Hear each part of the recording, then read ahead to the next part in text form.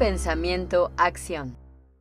Entrevistas realizadas en el marco del 19º Congreso Internacional de la Asociación Filosófica de México en la Universidad Autónoma de Aguascalientes. En esta ocasión, la doctora Laura Benítez Grobet, investigador titular C de tiempo completo del Instituto de Investigaciones Filosóficas de la Universidad Nacional Autónoma de México, es entrevistada por el doctor José de Lira del Departamento de Filosofía de la UAA. Gracias por acompañarnos. Estamos con la doctora Laura Benítez, investigadora del Instituto de Investigaciones Filosóficas de la UNAM, quien amablemente accedió a platicar con nosotros acerca de lo que más nos gusta, que es la filosofía. Doctora, bienvenida a este programa. Muchísimas gracias, José. Ante todo por la invitación, pero además quisiera decir que las preguntas, curiosamente, me han parecido muy pertinentes, por un lado, y muy interesantes y que permiten ahondar en estos temas de la filosofía. Muy bien, doctora. Pues vamos a comenzar con la primera cuestión, que creo que es una inquietud que nos plantean mucho a los filósofos y que a veces los filósofos también nos hacemos. ¿Podría el mundo ser de otra manera sin filosofía? ¿Usted qué opina? Pues ciertamente me parece que sin filosofía el mundo no podría avanzar como ha avanzado.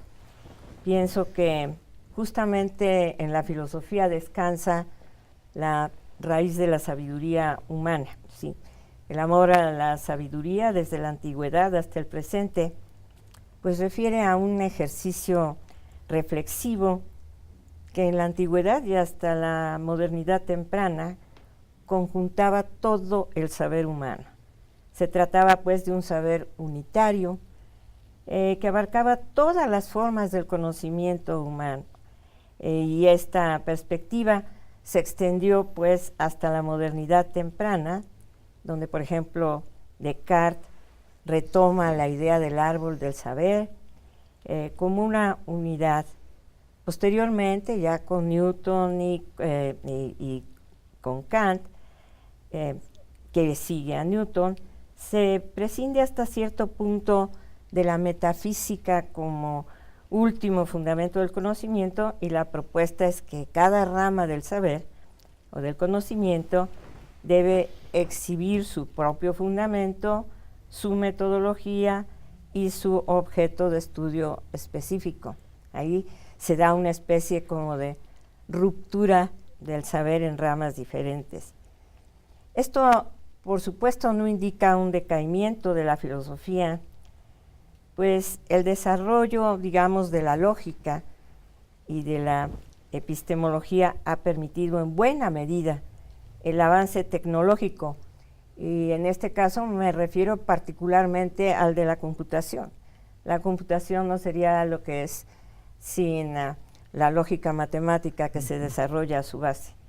Y todos los planteamientos epistemológicos han sido fundamento, digamos, del desarrollo de esta nueva disciplina, nueva digo porque es más o menos reciente, de la filosofía, de la ciencia que tú conoces y dominas, y en la cual todos estos planteamientos básicos filosóficos han permitido su desarrollo.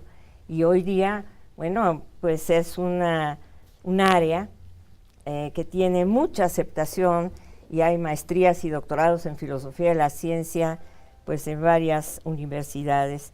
Entonces, pero no solo, porque también las propuestas, digamos, éticas, políticas, etcétera, bueno, pues están fincadas también muchas veces y se busca este fundamento filosófico para comprenderlas mejor y entenderlas, ¿no? Entonces a mí me parece que, claro, el mundo no sería el mismo porque el avance del conocimiento es algo que está muy ligado al desarrollo de la filosofía. Claro, y bueno, y la filosofía misma como conocimiento, pues se está transformando continuamente. Así Pero a mí me es. gustaría preguntarle, porque pues usted es especialista en historia de la filosofía, tiene uno de los, o el seminario de historia de la filosofía que más antigüedad tiene en la UNAM, y me gustaría preguntarle ¿cuál es la aportación que hace la historia de la filosofía al pensamiento filosófico? A mí me parece absolutamente fundamental. Yo siempre he dicho que sin cultura filosófica lo demás queda como un poco al aire, porque en realidad muchas de las disciplinas filosóficas, si no estuvieran, digamos, bien fincadas en una cultura filosófica amplia, que es la que desarrolla la historia de la filosofía, estarían un poco, digamos, perdidas, un poco sin una dirección suficientemente sólida. Creo que la historia de la filosofía es fundamental, no obstante que ha habido muchos rechazos y muchos altercados y bastantes ideas contrarias. De todas maneras, yo sigo sosteniendo que la columna vertebral de una carrera de filosofía es la historia de la filosofía, por este carácter, digamos, que permite entender, conocer, acercarse al pensamiento filosófico a través de todos los siglos. Entonces, creo que es indispensable. A mí me lo parece. Claro, la historia de la filosofía como que nos da los materiales, los contenidos del pensamiento filosófico. Eso me parece claro, pero cuando hablamos de historia de la filosofía, se lo pregunto porque usted ha dedicado buena parte de su vida a esta disciplina. Y mi pregunta es, ¿la historia de la filosofía es más filosofía o es más historia? ¿O cuál es el lugar de la filosofía? Este es un asunto muy importante, porque en verdad no es que deje de ser estrictamente historia, pero es mucho más que mera historia, en el sentido de que hay propuestas metodológicas que permiten ver el desarrollo de la filosofía de distintas maneras, ¿no? Hay quienes son rupturistas y piensan que una tras otra las propuestas filosóficas se suceden, digamos, cortando una y luego inventando otra y luego otra y luego otra, así sin solución, continuidad. Y por el contrario, hay, digamos, quienes plantean que la filosofía actual todavía son apostillas a la filosofía platónica, por decir algo. Entonces, allí ese continuismo tampoco parece ser lo más acertado para entender el desarrollo de la historia de la filosofía. Curiosamente, digamos que en las últimas décadas, de los 90 para acá, han surgido varias propuestas que son intermedias, digamos, entre rupturismo y continuismo, y que permiten entender mejor qué es lo que pasa. Yo tengo mi propia versión, pero tampoco quisiera dilatarlos demasiado con mi propuesta. Sin embargo, bueno, mi propuesta sobre vías de reflexión es una propuesta que está en este camino medio y que permite entender el desarrollo de la historia de la filosofía, eso, como un desarrollo prolongado en donde no podemos ignorar el pasado filosófico, porque muchas veces tenemos que volver a él, y tampoco podemos decir que todo lo que estaba antes está ahora, ¿no? También entendemos, pues, que hay cambios y demás, pero sin dejar de, digamos, de percibir esas propuestas anteriores.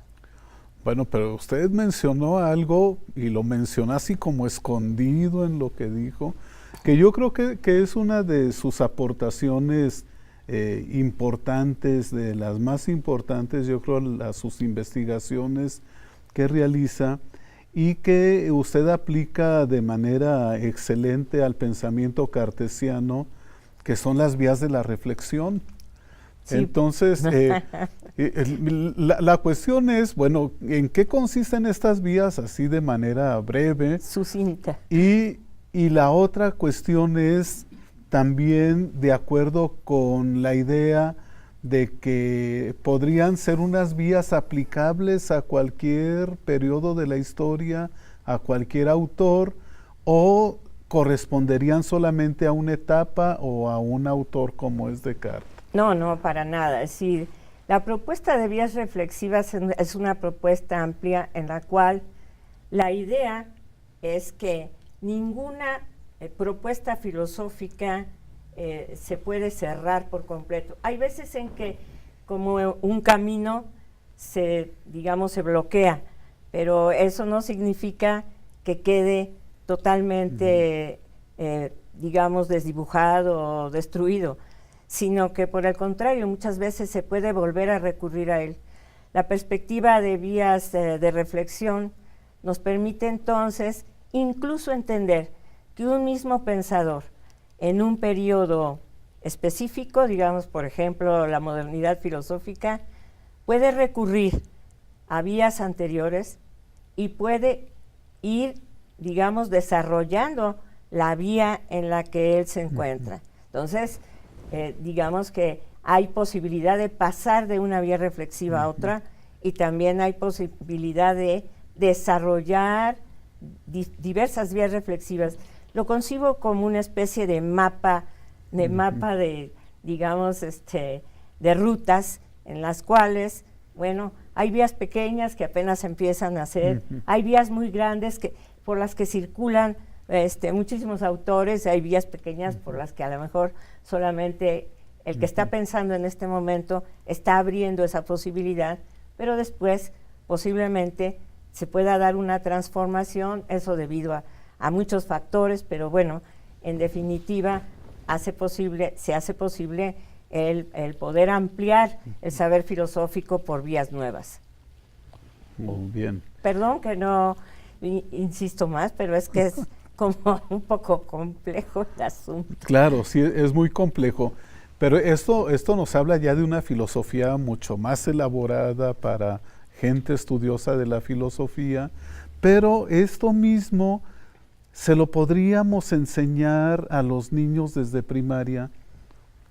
¿Se los deberíamos enseñar, doctora? Pues yo creo que tal vez sí. A mí me parece que si le das un mapa de la cultura que le permite entender que las cosas del pasado no es que ya se perdieron y se desbarataron y se deshicieron, sino que esas cosas de alguna manera siguen vigentes y permiten entender lo que estamos haciendo ahora mismo, me parece que esto es importantísimo, y sería muy bueno en una filosofía para niños a lo mejor incluir esta clase de propuestas, ¿no?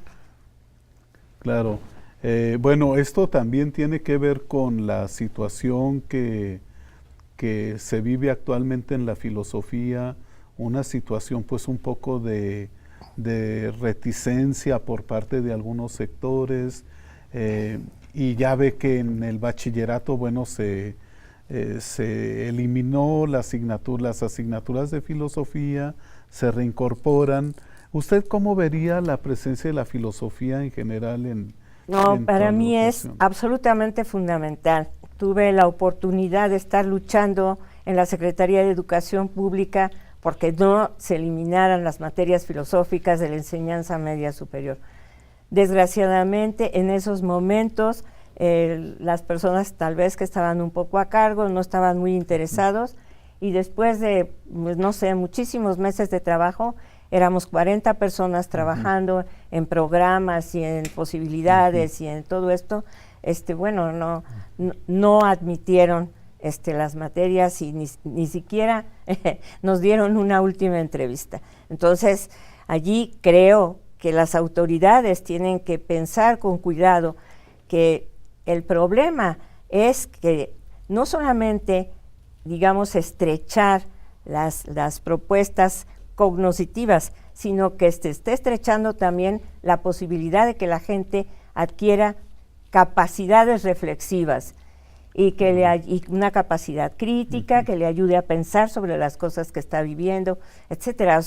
Allí, claro, el gran problema es no darse cuenta de la importancia que tiene impulsar la reflexión en los jóvenes y una reflexión que pues obviamente no es nada más aturdidamente de lo que sea, sino una reflexión bien guiada metodológicamente, argumentativamente, etcétera, es decir, con principios lógicos, con principios nociológicos.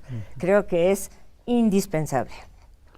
Sí, y ampliando más esta cuestión de la enseñanza de la filosofía, ¿cuál consideraría usted que serían los problemas o el problema fundamental de la educación en México?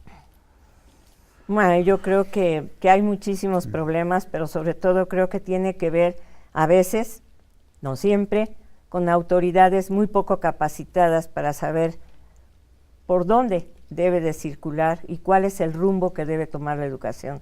Me parece que a veces hay esta cerrazón o esta falta de conocimientos y de perspectivas que ayuden realmente a promover, digamos, pues la cultura en general, y porque esta cultura no es nada más un adorno, es la posibilidad de que las personas piensen, digamos, una salida a los problemas que están viviendo y una ubicación de ellas como personas en ese mundo complejo que les ha tocado y nos ha tocado vivir.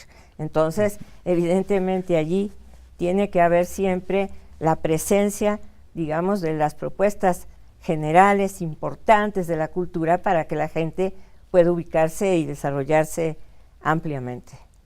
Pero sí, bueno, nosotros yo creo que tenemos como esta perspectiva de la educación, de que debería ser muy humanista, de que debería ser muy cultural, que aprendan a conocer nuestra cultura, nuestras tradiciones, pero también tenemos el otro elemento que es fundamental, que es el componente cognoscitivo y formativo, también de manera práctica y sobre todo en la universidad de manera profesional. Por supuesto, yo no considero que una cosa esté peleada con la otra. Es más, creo que al inicio había yo mencionado la importancia, digamos, que la filosofía tiene desde el punto de vista epistemológico, lógico y demás, como para el desarrollo tanto de las propuestas científicas como de las tecnológicas. Entonces, no está divorciado y desde luego puede haber una relación importante entre estas cosas.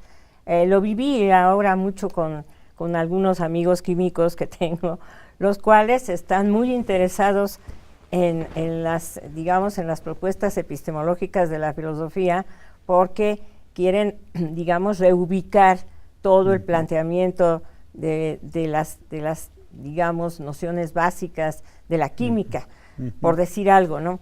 Que ya no tienen para ellos ahora mismo nada que ver con las propuestas más sustancialistas. Hoy día eso en el mapa de los químicos está dejando un poco de ser importante, ¿no? Ya a lo mejor la tabla periódica ya ahorita se usa muy poco y está mucho más en algunas propuestas moleculares y demás, pero todo eso, claro que tiene sus antecedentes, digamos, en muchas propuestas filosóficas actuales y anteriores. Entonces, allí creo que uno no puede separar una cosa de la otra. Me parece que estas cosas caminan a la par y no es tan sencillo renunciar a tener esta clase de fundamentación. Claro, deberían estar entremezcladas, ¿verdad? Así es, deberían estar. La formación científica, cultural, filosófica. Sí, absolutamente. Hay varios de estos profesores de química que lo que están tratando es de meter esta formación en cuestiones filosóficas dentro de la carrera, para que los chicos tengan una visión más amplia del asunto, ¿no? Muy bien, doctora. La filosofía, de hecho, bueno, ya usted nos ha mencionado que se puede integrar en la educación, se puede integrar en la cultura de muchas maneras, pero ¿hasta qué punto habría que hablar de una filosofía un poco más técnica Pienso, por ejemplo, en lo que hacen los filósofos analíticos, los filósofos del lenguaje, los filósofos del arte, los estetas. ¿Qué es lo que tendrían que hacer ellos para introducir sus discursos filosóficos en la sociedad y en la cultura?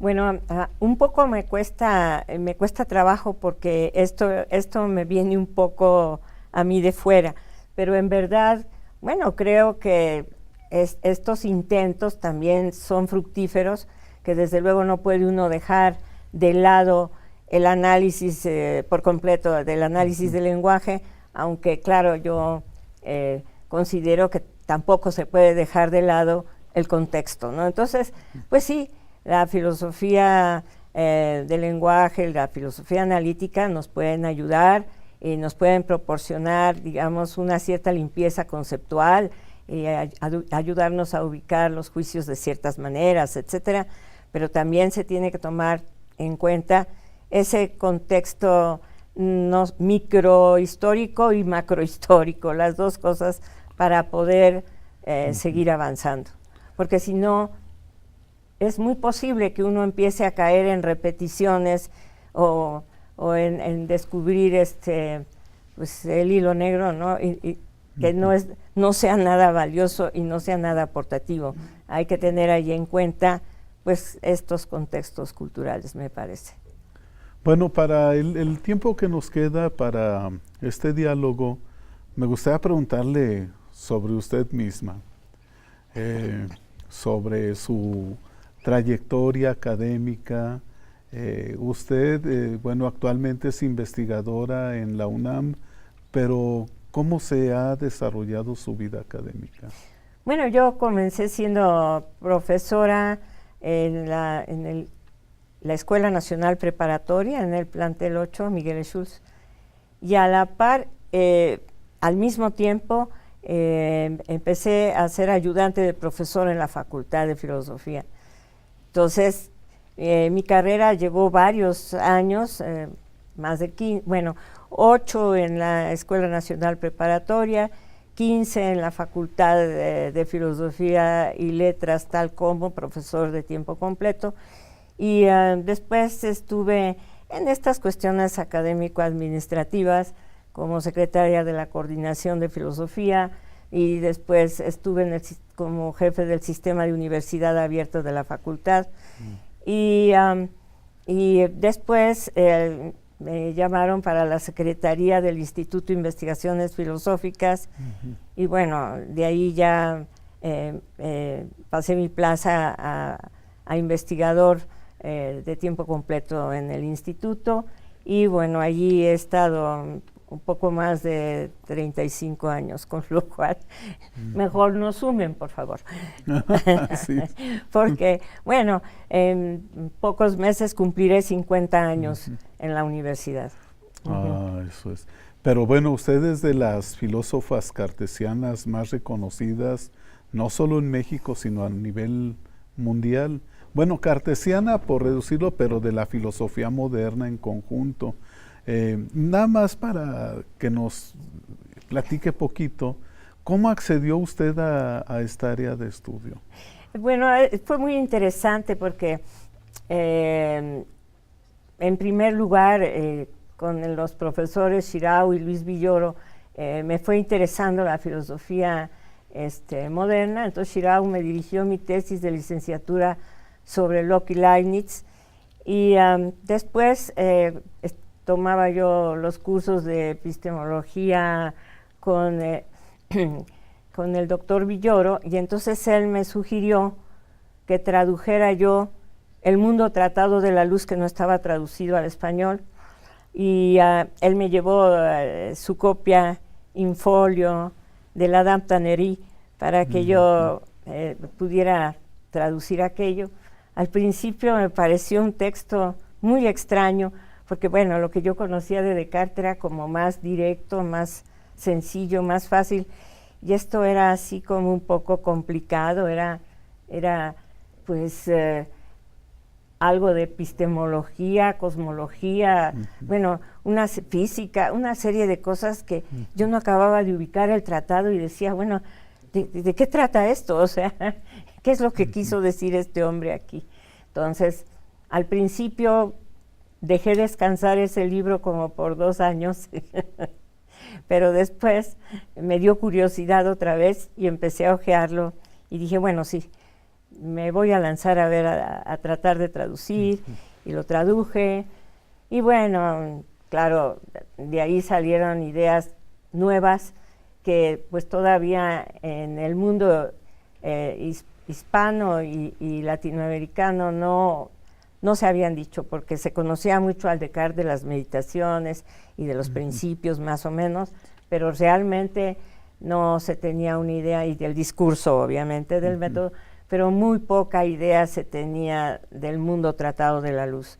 Entonces, esto me permitió a mí pues ubicarme en distintos círculos que estaban interesados en filosofía moderna, y bueno, con buenas perspectivas, porque digamos, esta lectura científica de Descartes era muy poco conocida, ¿no?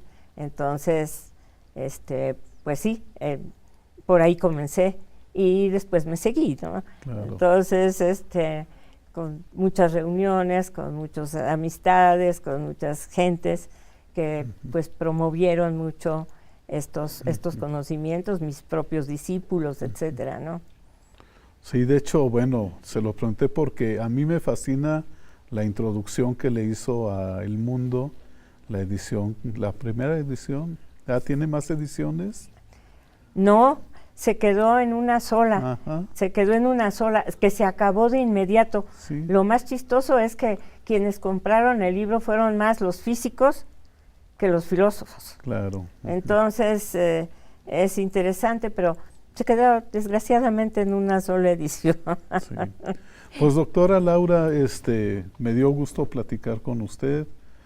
Muchas gracias por acceder, y en el marco de este Congreso Internacional de Filosofía, pues le damos las gracias por venir y por participar.